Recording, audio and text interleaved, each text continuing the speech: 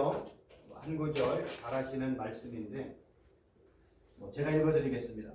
하나님이 그들에게 복을 주시며 하나님이 그들에게 이르시되 생육하고 번성하여 땅에 충만하라. 땅을 정복하라. 바다의 물고기와 하늘의 새와 땅에 움직이는 모든 생물을 다스리라 하시니라. 아멘. 우리 목사님들 이러한 성경 구절 가지고 설교도 많이 하셨고 아마 많은 내용을 들으셨으리라 저는 생각을 합니다. 그런데 이제 제가 항상 강조를 하고 싶은 것은 성경에 중요한 단어들이 있어요. 예를 들면 생육하고 번성하고 엔진났어요. 처음이라 엔진났어. 그냥 이제 기와마 이거 그냥 이거부터 들어가요. 들어갈 때 주세요. 아니 그래 기도는 안 하고 바로 이거 강의 들어가는 걸로. 잠깐만요. 한번 테스트 해보고요. 예.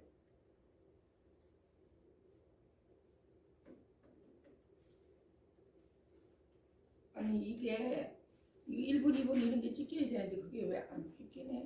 녹화를 안 누르신 거 아니에요? 녹화?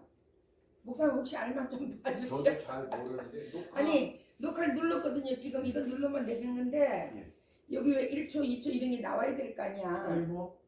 여기 시간이 안 나오네. 잠깐만요. 이것처럼 이 시간이 왜 안 나와 이거? 그거하고 다르겠죠. 지금 들어왔어요. 지금 들어. 아니 빨간 거는 들어왔는데 저기가 안 들어온다니까. 아니요. 1초 2초 이런 거지. 이거 원래 그렇게 돼 있는 거예요? 지금 이거 녹화가 저기 이거는 꺼진 거야. 지금 그래서 녹화만 되면 되는 거예요. 되는 거예요? 그래서 이제 녹화 빨간 거 그래. 들어가면 녹화 그래요. 들어가는 거예요. 그러면 되는 걸로 하고. 자 큐. 성경을 읽을 때 중요한 게 바로 뭐냐면 제가 늘 강조하지만 성경의 중요한 단어들을 예를 들면 생육하고 번성하고 충만하라 라는 거를 우리가 두 가지 관점으로 항상 볼 수 있어요.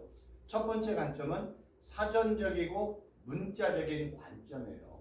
그래서 우리가 생육하고 번성하고 땅에 충만하라 이런 걸 그냥 단순히 우리가 알고 있는 지금의 수준으로 사전적이고 문자적인 수준으로 보면 이런 모든 것들은 율법이나 계명이나 규례나 법도로 접근할 수밖에 없다는 거예요.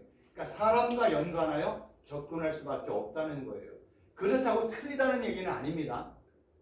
성경은 사람과의 관계 속에서만 이야기하지 아니하고 항상 성경은 뭐와 연관되냐면 늘 하나님과 예수님과 연관하여 설명하고 있는 부분이 핵심이라는 거예요.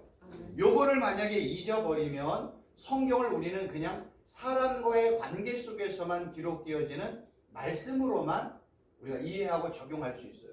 그러면 사람하고 연관되는 만약에 말씀이고 계명이고 법전이라면 세상에 이런 법전들은 너무나 많이 있잖아요. 불교에도 있고 힌두교에도 있고 모든 종교에는 다 자기들 나름대로의 규범과 규례와 법도를 따라갈 만한 자기들의 종교적인 법전이 있단 말이에요. 근데 성경은 그거하고 달라야 되잖아요. 성경이 다르면은 거기에는 다른 내용이 있어야 되잖아요. 성경이 다른 이유는 딱 하나예요. 성경 말씀 안에는 뭐가 있어요? 하나님과 예수님에 대한 이야기가 가득 차 있다고 제가 몇 번을 지금 반복해서 말씀을 드리고 있습니다. 그래서 생육하고 번성하고 이제 충만한 된 얘기를 히브리어 한 단어 한 단어를 통해서 접근을 하는데 일반적인 1차적인 의미는 그냥 사람과의 관계 속에서 설명을 드릴 것이고 이건 별로 중요하지 않아요. 세상 사람들도 다 얘기하니까요. 세상 사람들에게 착하게 살아라. 저희 그 교회 옆에 초등학교가 있거든요.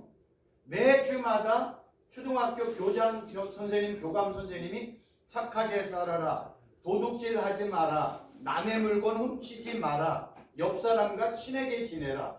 이런 얘기는요. 모든 타종교가 다 해요. 그러나 타종교가 다 하는 얘기를 기독교도 똑같이 한다. 그러면은 타종교와 기독교가 일반이 되는 거예요.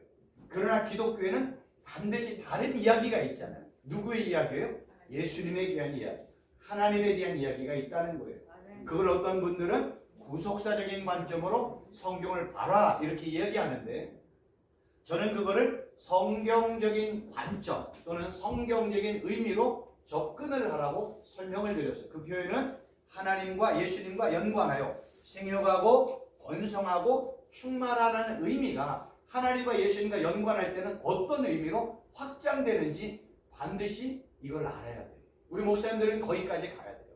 왜냐하면 사전적이고 문자적인 의미는 누구나 다 알잖아요. 그러니까 거기서 한 단계 더 접근을 해서 성경이 예수님과 연관된 생육하고 번성하고 땅에 충만하라 이러한 내용들로 접근을 해야 된다는 거예요. 그래서 제가 이거 몇 번을 말씀을 드렸어요. 중요한 성경 구절은 반드시 모세오경, 창출레미 신, 그 다음에 서신, 이사야, 예레미야, 에스겔, 다니엘, 호세아, 또 소선지서. 잘 아는 것처럼 대선지서와 소선지서의 차이점은 뭔지 아세요? 양이 많으면 대선지서, 양이 적으면 소선지서예요. 그 다음에 이제 신약에 넘어오면 사복음서, 또 서신서, 편지로 된 거, 요한계시록에 이러한 내용들이 어떻게 사용되어 있는가를 봐야 돼요. 근데 이런 공부를 사실 지금부터 한다는 건 어렵잖아요. 그래서 이제 제가 미리 만들어 놓은 책들을 읽고 그 책들을 통해서 간접적으로 내 것을 만들면 제가 6년, 7년 동안 걸어갔던 그 길을 안 걸어도 되잖아요. 이러한 내용들을 통해서 그냥 배우고 내 걸로 습득만 하면 되는 거예요. 그런데 이러한 중요한 이제 앞으로 배울 단어들이에요. 복, 거룩, 땅, 생기, 빛, 흑암, 나라, 진리. 이것을 통해서 전부 다 하나님과 예수님과 연관하여 볼 줄 알아야 된다는 거예요. 그래서 지난 시간에 빛에 대해서 설명을 드렸잖아요. 그 빛이 하나님과 예수님과 연관할 때 성경은 하나님을 빛이라, 예수님을 참빛이라. 그리고 이 참빛인 예수님을 믿는 나는 뭐가 된다고 그랬어요? 빛의 아들들이 되는 거예요.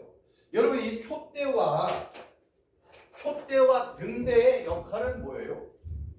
촛대와 등대의 역할은 딱 하나예요. 촛대와 등대의 역할. 초가 있잖아요. 초의 역할은 뭐예요? 그 다음에 뭐 등이라고 할까요? 이렇게. 등의 역할은 뭐예요? 빛을 밝히는 거잖아요.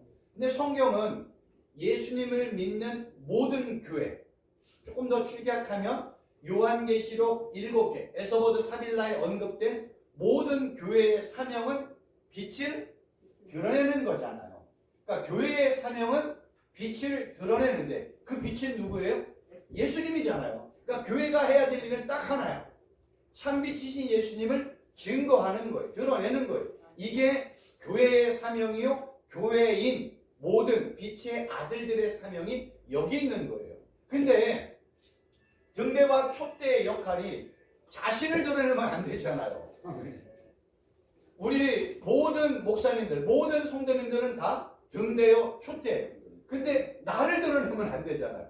등대와 촛대 역할은 빛을 드러내는데 성경은 그 빛을 어떤 때는 하나님, 어떤 때는 예수 그리스도를 빛이라고 이야기하는 거예요. 그래서 교회의 사명은 예수님 증거하는 사명이 교회의 사명이고, 교회가 없어질 때까지, 예수님이 다시 올 때까지 참빛인 예수님을 증거하는 사명이 교회인 우리에게 있다는 거예요. 이건 모든 성도. 그걸 이제 어떤 표현은 전도로, 어떤 표현은 선교로, 어떤 표현은 뭐 영혼을 구원하는 일로, 뭐 여러 가지 표현할 수 있는데, 제가 볼 때는 이제 성경을 우리가 이제 히브리어로 공부하니까 빛과 연관되었기 때문에 참빛을 드러내는 역할은 빛의 아들들이, 우리들이 그 일을 하는 거다. 지난 시간에 말씀을 드렸습니다. 그래서 모든 내용은 다 누구와 연관한다고요? 하나님과 예수님과 연관하여 볼 줄 알아요. 이런 단어들이 여기에 나와 있는 모세오경이나 선지서나 서신서나 요한계시록이나 사복음서에 이러한 내용들의 의미가 뭔지를 하나하나 찾아가면 지금 제가 설명했던 모든 내용들을 알 수 있다는 거예요. 그 역할을 이제 제가 하면 되고, 우리 목사님들은 제가 이제 말씀드렸던 내용들을 통해서 최순복 교수가 이런 식으로도 성경을 보는구나, 그거를 내 걸로 만드는 순간 우리 목사님들의 이 눈이, 지경이 넓혀지는 거예요. 그러니까 공부의 지경이 넓혀지는 거예요. 이런 것들을 제가 오늘도 말씀을 드리려고 합니다. 그러면 이제 아까 말씀을 드린 것처럼 생육하다라는 단어를 성경은요 사람에게도 적용을 하지만 이 단어를 항상 중요한 하나님의 종들과도 연관을 하고 있어요. 우리가 잘 알고 있는 이 생육하다라는 단어를 봤더니 그냥 똑같아요. 열매 맺다, 다산하다, 결실이 풍성하다, 번성하다. 그래서 이 생육하다라는 파라라는 단서가요, 사람이나 동물이나 생물이나 식물 등의 이 단어가 사용이 되었다는 거예요. 그래서 우리는 생육하라고 해서 하나님이 우리를 생육하라고 해서 여러분은 생육하세요, 번성하세요, 땅에 충만하세요. 맞아요. 근데 여기서 멈추면 안 돼요. 이 파라라는 단어가요, 어디에 사용이 되었냐면 노아와 믿음의 조상인 아브라함에게 이 동일한 단어가 사용이 되었다는 거예요. 그러면 이제 우리의 눈이 그냥 우리가 알고 있는 동물이나 식물이나 내가 곡식했던 것들이 생육하고 번성하는 곳에서 성경은 이제 그 내용을 노아와 아브라함에게도 적용을 하네. 그럼 우리 마음에 이제 질문이 딱 생겨게 돼요. 왜 하나님께서는 생육하라라는 단어를 노아와 아브라함에게 사용되었던 이유가 뭔지를 알아야 된다는 거예요. 그 이유는 제가 밑에 그대로 설명을 드렸어요. 뭐예요? 첫째는 성경은요, 단순히 큰 바다 짐승, 모든 생물, 모든 새들이 생육하는 것에 대해서는 뭐가 없다? 관심이 없어요. 나중에 이제 다음 시간에 이제 제가 생기에 대해서 설명을 드릴 거거든요. 생기, 하나님의 형상에 대해서 설명을 드리는데 성경은요, 짐승이나 생물이나 새들에 대해서 관심이 없어요. 이 안에 뭐가 없기 때문에요? 생기가 없기 때문에 그래요. 생기가. 나중에 이제 말씀을 드립니다. 그리고 또 하나는 성경은 노아와 아브라함을 통해서 우리에게 뭔가를 말하고 싶어. 그래서 생육하다라는 이 파라라는 단어를 일부러 노아, 일부러 아브라함에게 하나님이 의도적으로 이 단어를 지금 막 사용하고 있는 거예요.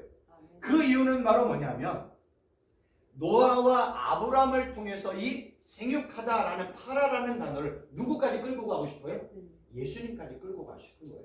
그러니까 성경은 이 일반적으로 동물이나 식물이나 생물이나 이러한 번성이라는 단어를 통해서 설명을 하지만 성경은 이 단어를 노아와 아브라함과 많은 믿음의 조상들에게 이 단어를 똑같이 사용하는 거예요. 그러면서 이 단어를 통해서 어디까지 끌고 가요?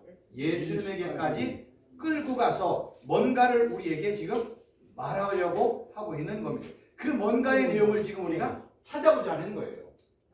이거는 그냥 최순복 교수가 그냥 고민하고 이런 게 아니라 성경의 단어들을 하나 찾아봤더니 노아와 아브라함에게 연관이 되는, 그러면 노아 아브라함에게 연관됐던 그 단어를 또 찾아보고 그 내용을 찾아보니까 이게 예수님까지 가는 거예요. 그러면 바울이 이렇게 표현합니다. 로마서 4장 19절에 그가 100세가 되어 자기 몸이 죽은 것 같고 사라의 태가 죽은 것 같음을 알고도 믿음이 약하여지지 아니하고 믿음이 없어 하나님의 약속을 의심하지 않고 믿음으로 견고하여져서 하나님께 영광을 돌리며 약속하신 그것을 또한 능히 이루실 줄을 확신하였으니 그러므로 그것이 그에게 의로 여겨졌다. 지금 여기 설명드렸어요. 아브라함의 이야기는 이게 지금 누구의 이야기예요? 하나님은 아브라함과 사라의 계보를 통해서 앞으로 태어날 누구 이야기예요? 메시아의 탄생, 예수님의 탄생을 지금 설명하고 있는 거예요. 미리 좀 결론을 미리 좀 이야기한다면 성경은요, 그냥 식물, 생물, 동물의 번성 관심 없어요. 성경은요, 예수님, 메시아이신 예수님을 통해서 수많은 사람들이 구원과 영원한 생명을 얻고 풍성한 열매와 결실을 맺는 것에 관심이 있다는 거예요. 왜 그럴까요? 성경의 핵심은 누구에 대한 이야기예요? 예수님에 관한 이야기니까. 여러분, 우리가 성경을 읽을 때요, 정말로 우리 목사님들이 절대로 놓지 말아야 되는 핵심은 뭐냐면 내 중심에는, 빛의 아들들의 중심에는 빛만 있어야 돼요. 빛만. 종은요, 누구만 전해야 돼요? 주인만 전해야 돼요. 종이 자기를 드러내면 어떻게 해요?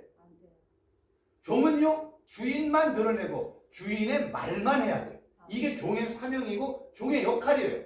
그런 종에게 주인이 뭐예요? 잘했다, 착하고 충성된 종아, 내가 너에게 10배의 축복 줄게, 30배 줄게, 60배 줄게, 100배 줄게. 내가 너 10골 맡길게, 300골 맡길게, 1000골 맡길게. 누구에게? 충성스러운 종에게. 그거를 성경은 어떤 때는 관리자로, 어떤 때는 종으로, 여러 가지 설명을 한단 말이에요. 핵심은 뭐냐면 종은 주인의 말만 순종하고 주인의 말만 듣고 따라가고 주인이 말한 내용만 전하는 게 종의 역할이에요. 그러니까 빛으로 우리가 설명하면 빛의 아들들인 우리들은 참빛이신 예수님만 드러내고 빛이신 하나님만 드러내는 것이 빛의 역할이라는 겁니다. 그래서 성경을 읽을 때 절대로 잊지 말아야 될 것은 성경의 핵심은 예수님입니다. 말씀을 드렸어요. 왜 제가 이 말씀을 드렸어요? 예수님이 그러셨잖아요. 누가복음과 요한복음에 모세오경과 시편과 선지서의 모든 내용은 다 누구에 관한 내용이다? 예수님에 관한 내용이라고 예수님이 친히 말씀하셨기 때문에 이 말씀의 핵심을 근거로 해서 최순복 교수도 똑같이 우리 목사님들에게 말씀을 드리고 있는 겁니다. 그래서 제가 이제 이렇게 이제 한번 그림을 그려 했어요. 성경의 핵심은 누구다? 예수님이다. 우리가 이 사실을 절대로 잊어서는 안 돼요. 그런데 우리의 마음에는 뭐냐면 예수님 말고 다른 것들을 자꾸만 우리가 전하고 싶은 유혹이 있어요. 그래서 제가 예전에 한 번도 말씀을 드렸지만 제 마음에 어떤 게 있냐면 예수님은 얘기만 하면 너무 지루할 것 같다. 그래서 목사인 제가요 리더십이라는 책을 제가 한 300여 권 영어 서적까지 포함해서 한 290 한 몇 페이지 몇 권을 읽었고요. 그리고 연관된 게 뭐냐면 어떻게 하면 부자가 될까. 왜냐면 요새 뭐 돈 이야기하면 막 너무 좋잖아요. 그래서 돈과 연관된 책들을 제가 너무나 많이 읽었어요. 그래서 100억 부자 되는 방법, 100억 부자 만들기, 이 100억이라는 연관된 단어를 가지고 많은 책들을 읽었어요. 그래서 제가 정말로 많은 책들을 읽고 그 내용을 통해서 제 나름대로 21세기 리더십이라는 조그만 책을 제가 한 300페이지 정도를 만들었어요. 그런데 제가 하나님의 은혜를 깨닫고 난 이후에 하나님이 그 책 다 버려 해가지고 그 책 다 버렸어요. 그리고 제가 소장하고 있는 300권 정도 리더십, 부자, 그 다음에 자기관리 이런 것에 대한 내용들에 대한 300권을 제가 다 버렸어요. 300권 하면요 얼마나 많은 줄 아세요? 20권 하면은 저 허리까지 가요. 20권만 하면 이게 15개예요. 이런 것들을 제가 다 버렸어요. 그리고 또 기도하는 가운데 또 버리라고 해서 다 버렸어요. 그래서 지금 제 서재에는요 요만한 책에 한 서재 2개뿐이 없어요. 제일 중요한 것. 그리고 이제 요새는 집중적으로 성경이 뭐라고 이야기하는지 예수님이 뭐라고 얘기하는지의 내용만 가지고 설교를 하는데요 끝이 없어요. 끝이 없어. 만약에 우리 목사님들이 생육, 번성, 땅의 충만이라는 단어만 가지고 여러분들이 조금만 우리 목사님들이 공부하면 생육이라는 한 단어를 가지고요 1시간을 설명을 해도요 이게 어마어마해요. 왜냐면 생육이라는 단어를 다 찾아보니까 이게 여기 저기 막 다 연관돼 있어요. 근데 성경은 이 번성, 생육을 통해서는 예수님을 통해서 한 생육, 예수님을 통해서는 구원의 역사, 예수님을 통해서는 결실의 열매만 설명하고 싶은 거예요. 그리고 나머지는 다 곁가지의 내용인 거예요. 그래서 우리 목사님들이 절대로 잊지 말아야 될 것, 성경의 핵심은 예수님이다. 그러니까 이 예수님에 대한 내용을 읽어 나가면 예수님이라는 이 주제를 가지고 핵심을 가지고 성경을 읽어 나가시면 모든 내용이 다 예수님이네, 다 하나님에 대한 내용이네, 이 정도까지 가셔야 돼요. 그러면 이제 생육하라는 것을 이제 그렇게 설명을 드렸다면 번성하다라는 단어를 제가 봤더니요. 우리가 한글 성경으로 보면 번성이라는 단어는요 한 단어로 나와 있어요. 한글 성경은요. 근데 이브리어 단어를 봤더니요 2단어로 나왔어요. 하나는 샤라치라는 단어, 하나는 라바라는 단어를 통해서 설명을 하는데 이 단어의 의미를 좀 설명을 드리도록 하겠습니다. 이 번성하다라는 단어가 그냥 충만하다, 번성하다라는 의미도 있지만 우글거리다, 떼지어 움직이다, 들끓다. 이거는 나중에 생기, 하나님의 형상과 연관될 때 아주 중요한 단어예요. 그래서 동일한 어떤 생물이 가득하게 무수히 때를 지어 운집하는 그런 구디기 같이 우글우글하는 그런 것들을 설명을 하는 거고요. 이 단어가 이제 성경에서는 2단어예요. 하나는 이렇게 물에 생물에 우글거리는 것. 얘는 애굽 땅에 임한 재앙으로 개구리 떼가 우글거리며 가득할 때 이 단어가 사용이 되었고, 또 하나는 이 단어가요, 샤라치가 사람과 연관이 되면 사람이 그냥 곤충떼처럼 가득 차 있는 그러한 모습을 설명을 할 때 이 샤라치라는 단어를 가지고 설명을 합니다. 그러면 이 라바라는 단어의 의미를 보면 의미가 이제 또 틀려. 같은 원성인데 증가하다, 늘어나다, 성장하다, 커지다 라는 거예요. 그래서 이 단어는요, 모든 동물이나 씨들이나 사람들을 생육하게 하고 번성하게 하는데 그 핵심을 누구로 설명하냐면 여호와 하나님으로 설명하고 있다는 거예요. 그러니까 성경은요, 뭘 강조하고 싶으냐면 생육해, 번성해, 땅에 충만해 라는 단어를 우리가 명령으로 지금 성경이 주고 있잖아요. 이 내용을 잘못 이해하면 내가 열심히 노력하고 내가 열심히 수고하고 헌신하고 밤낮 잠을 자지 아니하고 노력을 하면 내가 생육할 수 있고 번성할 수 있고 땅에 충만할 수 있다고 생각하면 안 된다는 거예요. 근데 우리는 글로 간단 말이에요. 생육하고 번성하고 땅에 충만하라고 명령한 분은 누구예요? 하나님이란 말이에요. 그러면 내가 생육하고 번성하고 충만하려면 이 명령을 하신 누구를 바라봐야 돼요? 만군의 여호와 하나님을 바라봐야 되는 거예요. 성경은요. 그러니까 성경은 우리에게 툭 던지는 말이 생육해, 번성해, 충만해. 그럼 내가 땅을 일구고 열심히 노력해서 생육하고 번성해. 하나님이 생육하라고 했으니까 열심히 자녀 낳고 열심히 일해서 땅을 일궈놔야 돼. 이런 의미가 아니에요. 그 명령을 주신 여호와 하나님을 통해서만 우리가 뭐 할 수 있다? 생육할 수 있고 번성할 수 있고 땅에 충만할 수 있다는 거예요. 성경은 이런 식으로 표현을 하는 거예요. 진짜 의미는 숨겨놔 있어. 이 숨겨놓은 의미를 내가 성경의 모든 내용은 예수님 하나님이라는 관점으로 보면 생육하고 번성하고 땅에 충만하라고 명령한 하나님을 통해서만 내가 생육도 하는구나, 번성도 하는구나, 땅에 충만할 수 있는구나. 그래서 생육, 번성, 충만 1차적인 의미는 동물, 식물, 생물이 번성하는 거예요. 우리가 하나님의 은혜로 열심히 내가 일하는 일터에서, 사업의 현장에서, 목회 현장에서 열심히 일하면 진짜 하나님이 생육하고 번성하고 땅에 충만케 해주세요. 30배, 60배, 100배, 1000배를 주세요. 그런데 성경은 이 얘기만 하는 게 아니라 진짜 얘기는 뭐예요? 진짜 생육해야 돼, 진짜 번성해야 돼, 진짜 땅에 충만해야 돼. 뭘 통해서요?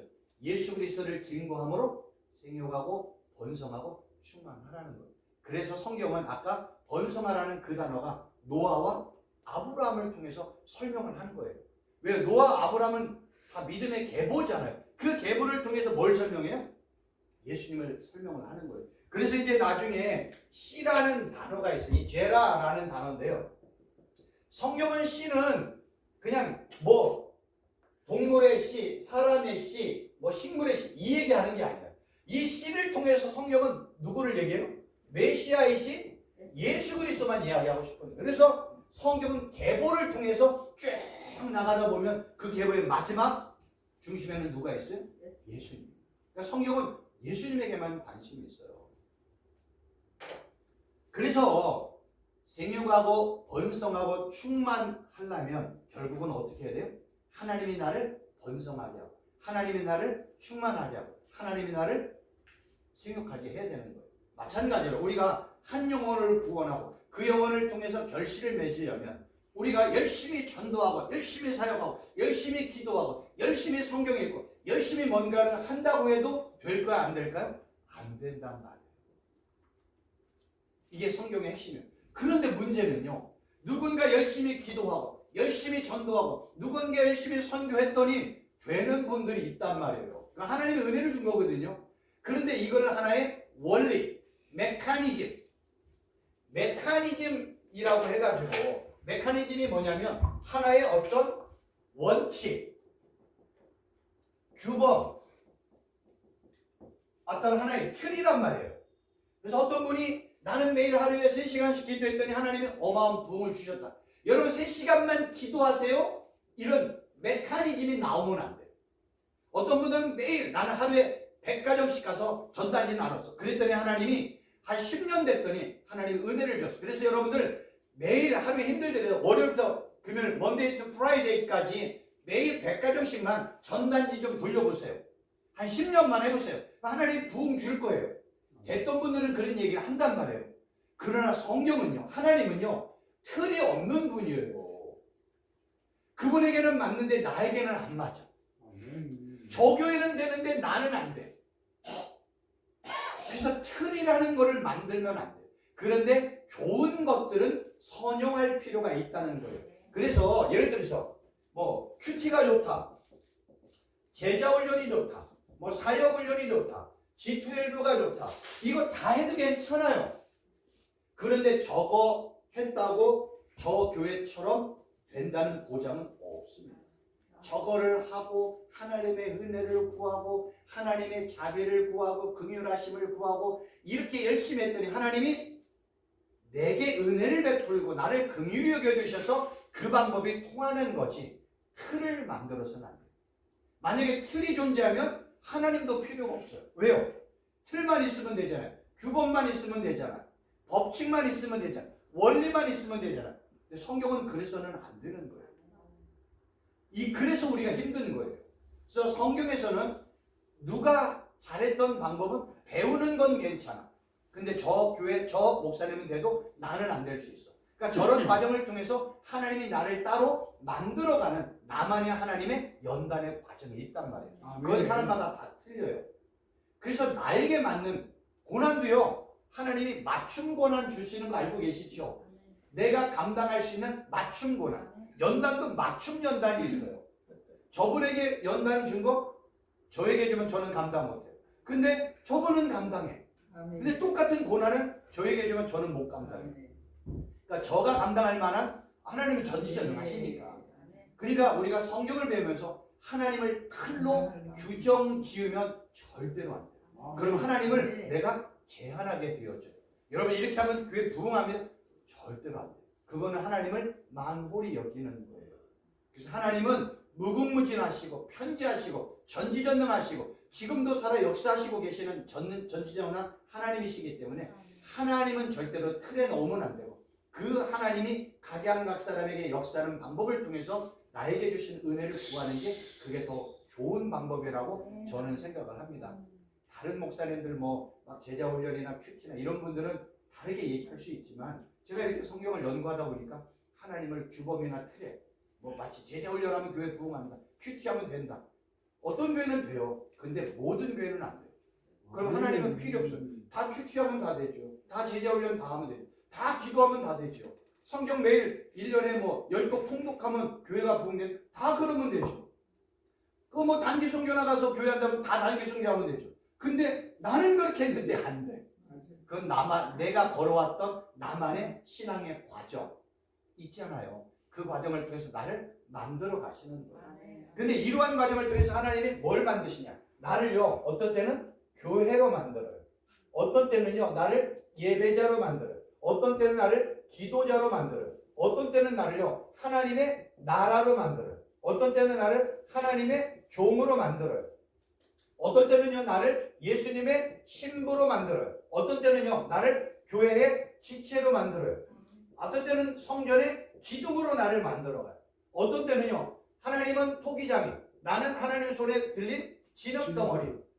나중에 이제 흙에 대한 것도 설명을 드릴 때 그냥 단순히 그냥 흙만 얘기하는 게 아니에요. 어마어마한 내용들이 안에 있어요. 그러니까 하나님은 나를 이런 식으로 만들어가는 거예요. 그래서 나에게 역사하시고 나에게 말씀하시는 하나님의 방법은 누구나 다 틀리다. 근데 여기서 핵심은 바로 뭐냐면 하나님만이 나를 예배자로 만들고 하나님만이 나를 기도자로 만들고 하나님만이 나를 종으로 만들어 가시는 거예요. 근데 그 과정이 뭐가 제일 중요하냐? 하나님과의 친밀한 관계를 통해서만 가능하다는 거예요. 이거는 친밀한 관계. 그래서 제가 우리 성도들에게 제가 늘 강조하는 게 뭐냐면 예수님, 성령 하나님, 여호와 하나님의 이름을 하루에 100번씩 불러보시라고 제가 말씀을 드렸어요.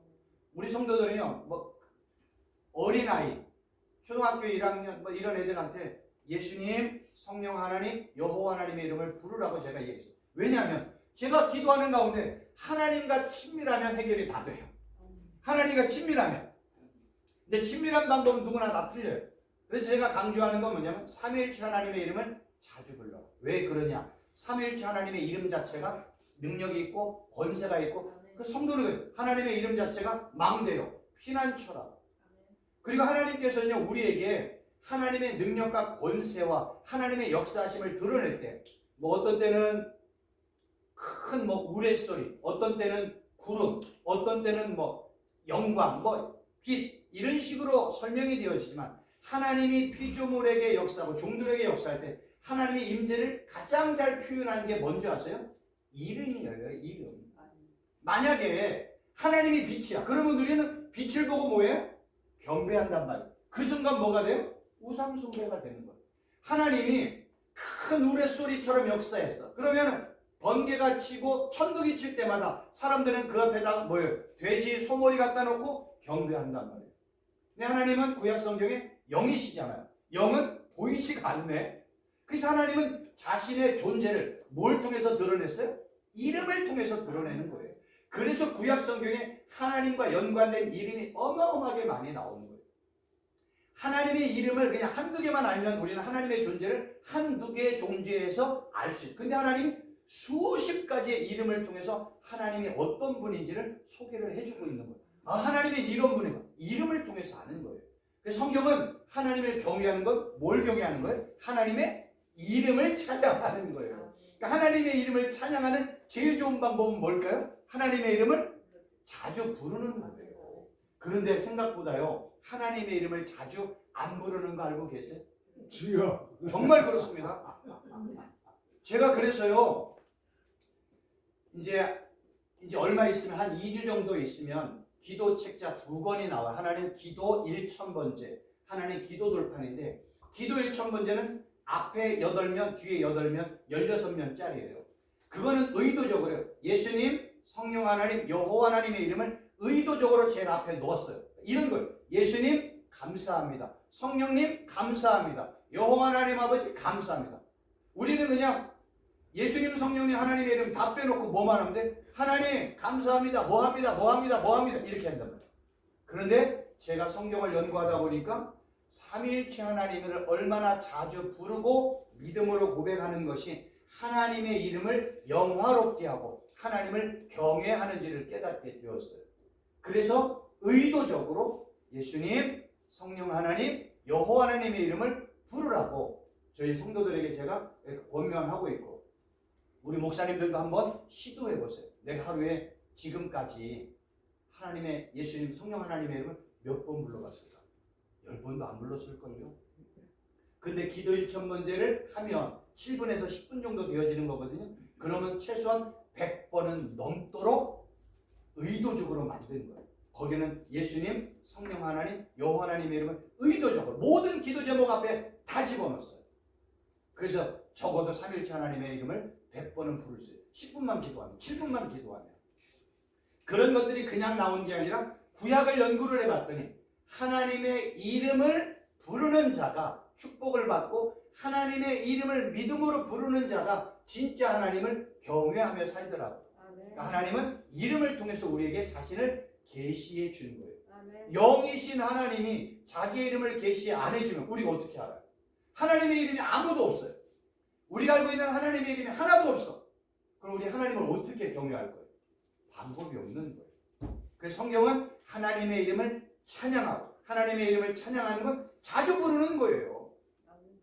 근데 하나님의 이름이 없으면 사람들은 사물, 생물, 식물, 동물, 아니면 어떤 무생물, 이런 것들을 놓고 경배하고 예배드리고 제사하고 그 앞에서 기도할 수밖에 없는 거예요. 그러니까 그 차이를 분명하게 아시면 좋을 것 같고요. 그런 최고의 친밀함은 다른 게 아니라 삼위일체 하나님을 자주 부르는 거다. 기억을 해주시고 직접 이렇게 한번 해보시면 좋을 것 같습니다. 그래서 성경은요 이렇게 나와요. 시편에 보니까 여호와께서 샘을 골짜기에서 솟아나게 하시고 사이에 각종 들심 등에게 마시. 여호와께서 마시게 해요. 여호와께서 해갈하게 해요. 여호와께서 산에 물을 부어주세요. 여호와께서 결실을 주세요. 여호와께서요 가축을 위한 풀과 사람을 위한 채소를 당해서 사람에게 먹을 것을 주세요. 여호와께서요 포도주를 주고 사람의 얼굴을 윤택하게 하고 기름을 주어서 사람에게 힘을 주게 해요. 다 누구예요? 여호와께서 때를 따라 먹을 것을 주시고 여호와께서 주시니 피조물이 받고요. 여호와께서 손을 펴니니 좋은 것으로 만족하고요. 근데 여호와께서 낯을 얼굴 은혜를 감추면 피조물들은 떨고요. 주께서 그들을 호흡을 거두시면 사람이 먼지로 들어가는 거예요. 성경은 다 생육하고 번성하고 충만한 걸 누가 한다는 거예요? 여호와 하나님이 한다는 거예요. 아멘. 그거를 예수님께서도 이렇게 얘기했어요. 마태복음 6장 20절 공중의 새바나 심지도 않고 거두지도 않고 창고에 모아 들이지도 않아 너희 아버지께서 공중의 새 기른다 이거예요.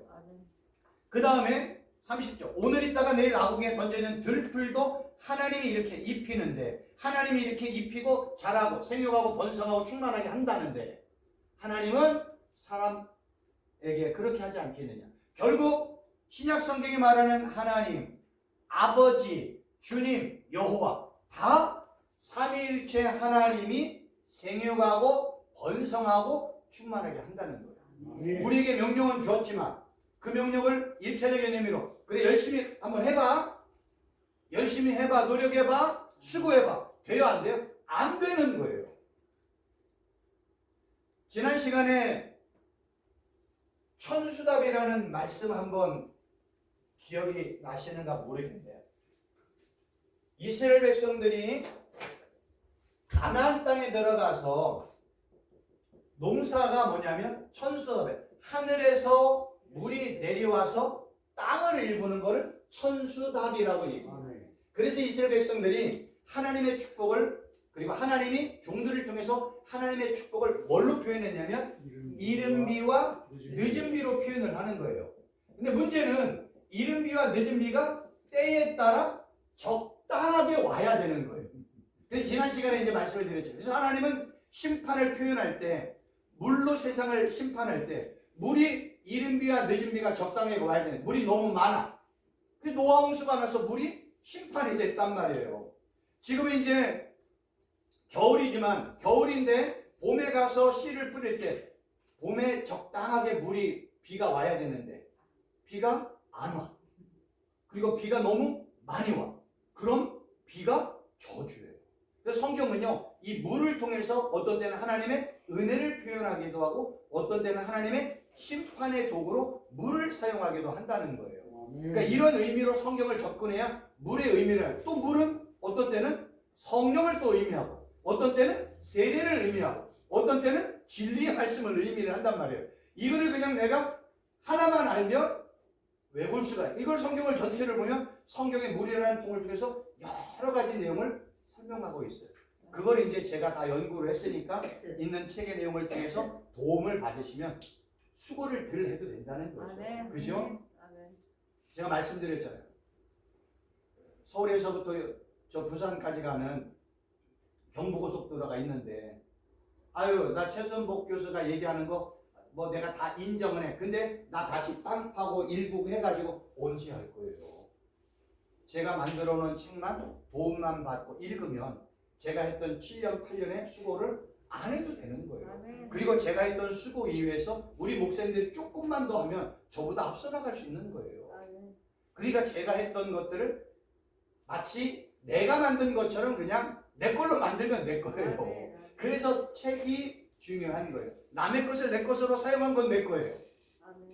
근데 저도 제가 만든 하나님의 은혜로 만든 책을 제가 사용하지 않으면 그거는요 내 것이 될 수가 없단 말이에요. 그래서 그러한 방법을 통해서 도움을 받으시면 좋으리라 생각이 되어집니다.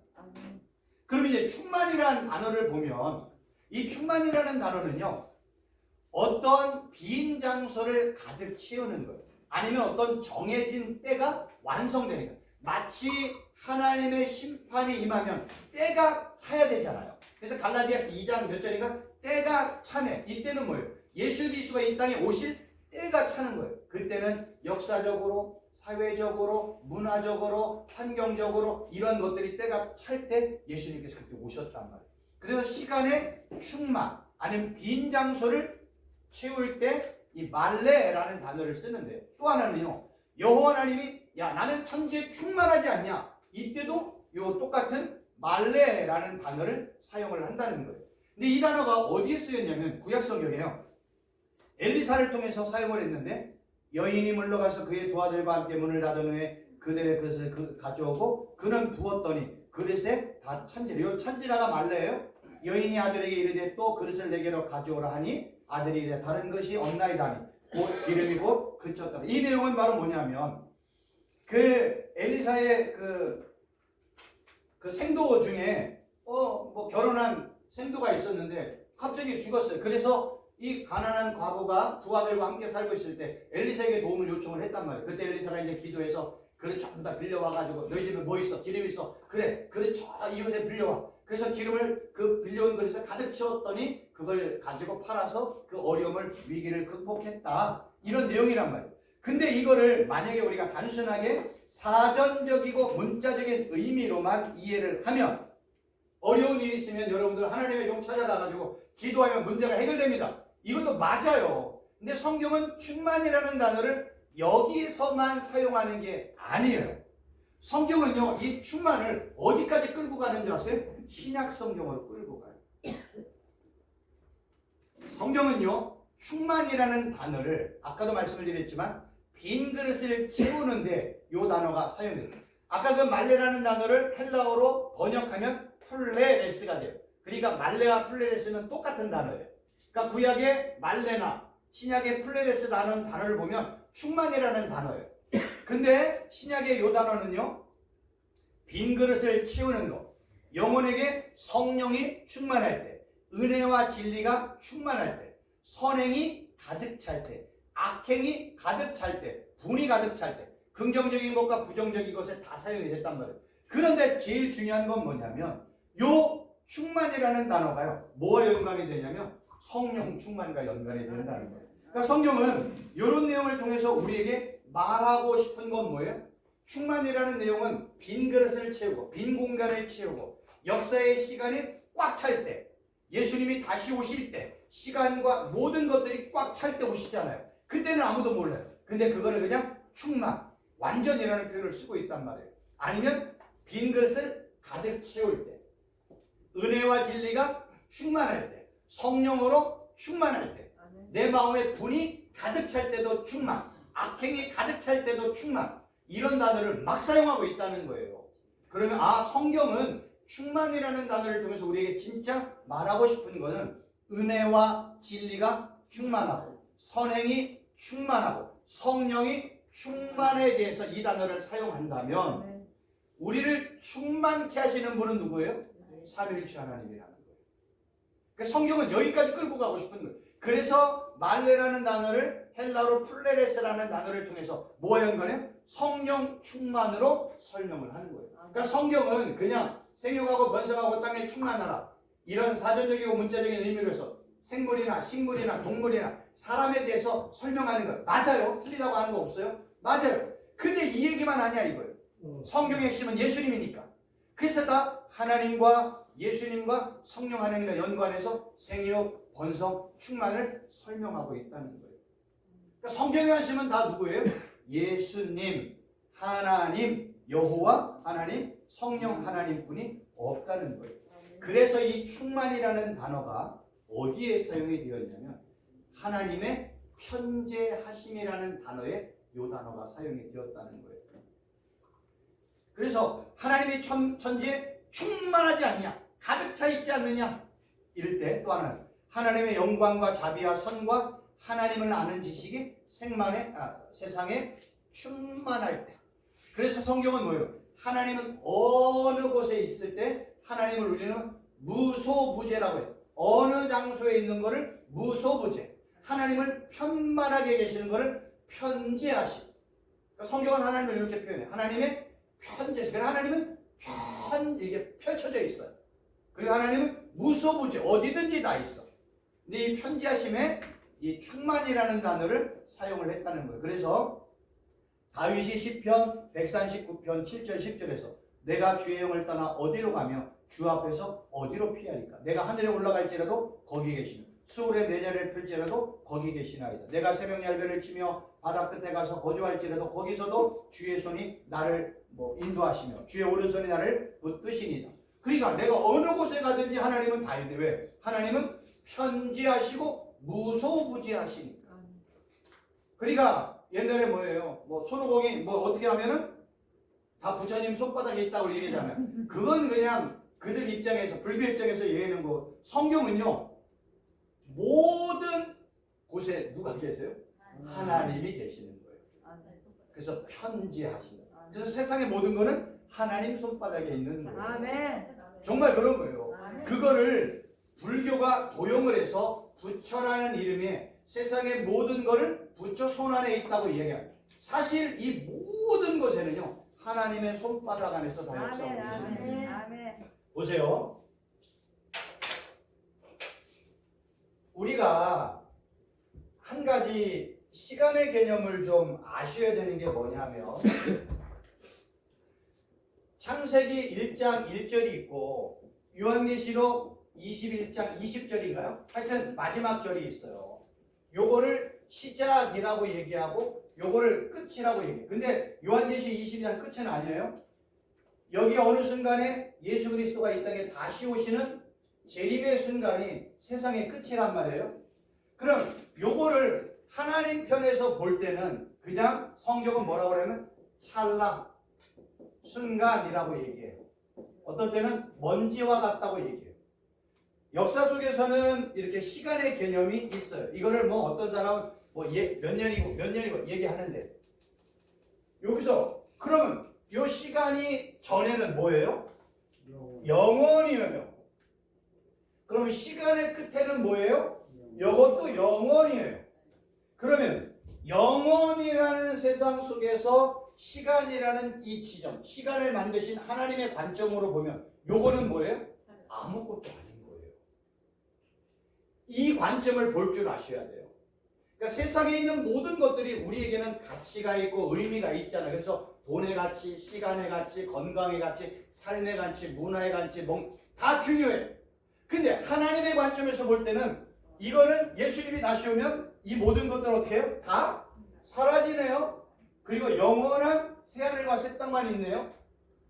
그러면 이 땅에 있는 모든 것들은 어느 순간에 다 먼지처럼 사라져버리던지, 성경적인 표현으로 얘기하면 예수님이 이 땅에 다시 오면 새하늘과 새 땅이 형성이 되잖아요. 그러면 옛 하늘과 옛 땅은 사라지는 거예요. 옛 바다도 사라져요.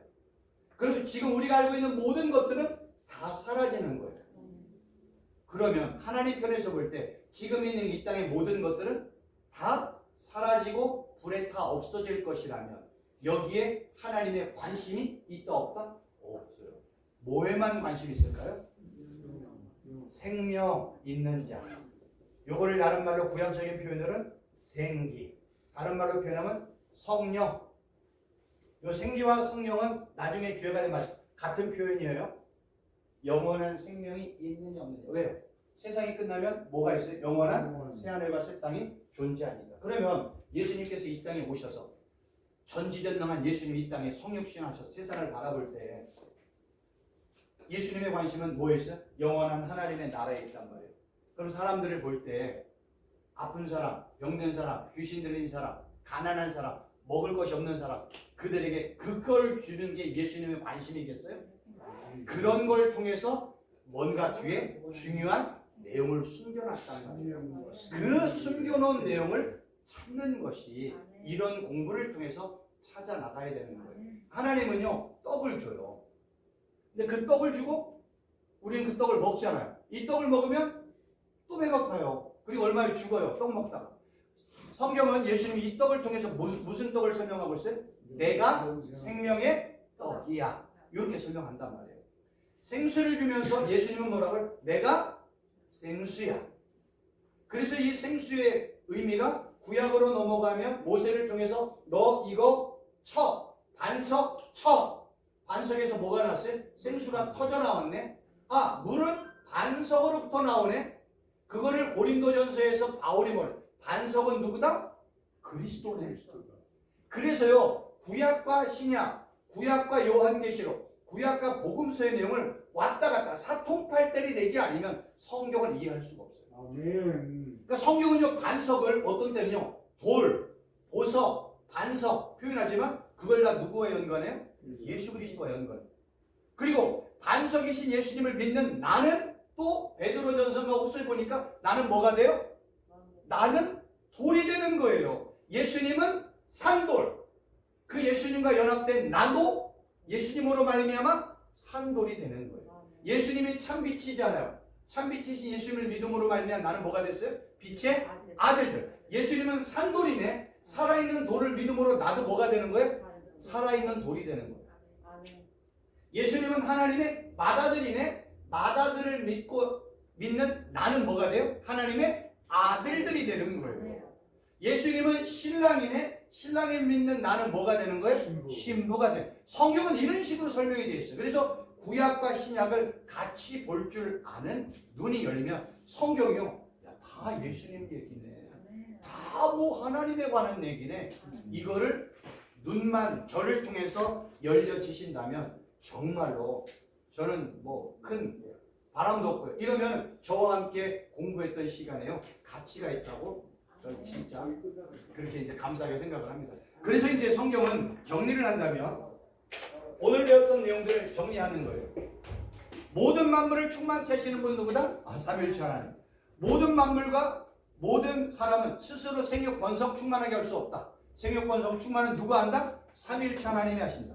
그리고 결국은 생육하고 번성하고 충만하라는 건 바로 뭐냐면 예수님의 생명, 예수님의 형상을 가진 성도들이 계속해서 생명의 씨앗을 던지는 거예요. 씨를 던지는 거예요. 그 씨를 어떤 때는 진리의 말씀, 어떤 때는 예수님의 생명의 씨를 던져서 그도 그 씨를 내 것으로 만들면 내가 생육하고 번성하고 나를 통해서 또 충만하네. 내가 또 그 씨를 또 전하네. 예수의 생명의 씨를 전하네. 진리의 말씀을 전하네. 그도 나로 말미암아 생육하고 번성하고 충만하네. 그러니까 성경은 생육, 번성, 충만을 예수 그리스도를 통해서 영혼들이 구원하는 것을 생육, 번성, 충만이라는 식으로 설명을 하고 있는 거예요. 그래서 아까 노아와 아브라함 이야기 거기에 들어가는 거예요. 왜 갑자기 노아와 아브라함 이야기가 거기 들어가요? 그리고 노아와 아브라함은 믿음의 계보를 통해서 누구를 지금 예표하는 거예요? 예수 그리스도를 설명하고 있잖아요. 그러니까 성경은 그런 생육과 번성과 땅의 충만을 통해서 결국은 예수님을 통해서 생육하고 번성하고 충만하는데 우리를 잘못 이해하면 예수님 때문에 물질의 번성, 사업의 번성 이것도 맞아요. 근데 이건 핵심이 아니에요. 이건 곁가지예요. 예수님을 통해서 저 영혼이 살아나고 저 영혼이 번성하고 생육하고 충만하고 확장하는 거예요. 그거를 시의 비주로 길가, 가시덤불, 돌밭, 좋은 밭을 30배, 60배, 100배로 역사하는 거예요. 이거는 다 구원의 역사, 영혼들이 살아나는 내용들이지 단순히 내가 열심히 어떤 일에 사업을 했더니 30배, 100배 돼 이런 거 없어요. 왜냐하면 세상은 다 하나님이 볼 때는 언젠가는 다 무너질 세상이기 때문에 그런 거예요. 그러니까 하나님의 관심은 뭐예요? 생명 살리는 거예요. 영혼 구원하는 거예요. 그리고 이제 생육, 번성, 충만을 통해서 우리가 마지막으로 깨달을 게 야 진짜 삼위일체 하나님이 왕이시구나, 주인이시구나, 통치자이시구나. 이거를 오늘도 깨닫는다면 우리의 삶은요 진짜 복된 생애를 살아갈 수가 있습니다. 여기까지 마치도록 하겠습니다. 혹시 질문사 오늘 공부한 내용이나 앞에서 공부한 내용들에 대해서 궁금한 점 있으면 말씀 좀 해주십시오. 쉬웠죠? 쉬웠죠 정말로. 제가 쉽게 설명하려고 정말로 제가 이런 것들은 제가 다 만든 거예요. 나름대로 어떻게 하면 좀 쉽게 우리 목사님들이 이해하기 쉽고 그리고 생소한 히브리어 헬라어 뭐 이렇게 뭐 가르치는데 전혀 부담감이 없다. 저는요 히브리어 헬라를 가르치려는 게 목적이 아니라 그 단어의 의미가 성경에서 어떤 의미로 사용됐는지만 알면 우리의 눈의 시각은 확 열려지는 거예요. 그런 것들을 저를 통해서 좀 배워나가신다면 저는 정말로 큰 만족을 얻고 그리고 이 시간이 가치 있는 시간이라 생각이 되어집니다. 네, 감사합니다. 기도하겠습니다. 하나님 아버지 생육하고 번성하고 땅에 충만하라는 이 내용을 봤더니 결국 예수님을 통해서 우리가 생육하고 번성하고 땅의 충만함을 알 수 있습니다. 우리 목사님들의 모든 삶과 사역과 또 목회지회, 사역위에 하는 모든 일들 간에 일차적으로 생육하고 번성하고 땅에 충만케 하시고 또 우리의 사역과 열심과 수고로 말미암아 영혼들이 계속해서 번성하고 땅에 충만하는 은혜와 축복을 허락하여 주옵소서. 예수님의 이름으로 기도하옵나이다. 아멘. 감사합니다. 수고하셨습니다.